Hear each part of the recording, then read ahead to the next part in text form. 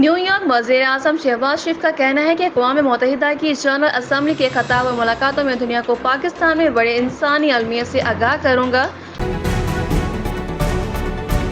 دورہ پاکستان کا اعلان کرنے پر معروف گلوکار علی ظفر نے اپنے بھارتی ہم پیشہ ارجیت سنگھ کی تعریفوں کے پل باندھ دیے۔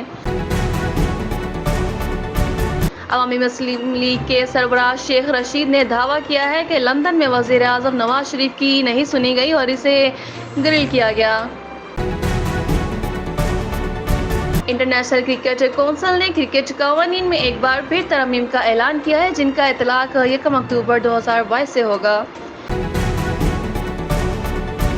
کراچی MQM پاکستان نے بجلی کے بلوں میں KMC کا ٹیکس کا معاملہ وزیر اعظم کے سامنے اٹھانے کا اعلان کر دیا۔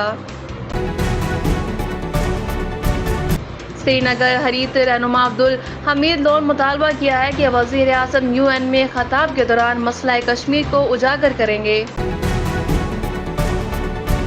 کراچی وزیر اعظم داخلہ رانا ثناء اللہ آج وزیر اعظم کا خصوصی پیغام لے کر MQM کے مرکز بہادر آباد جائیں گے۔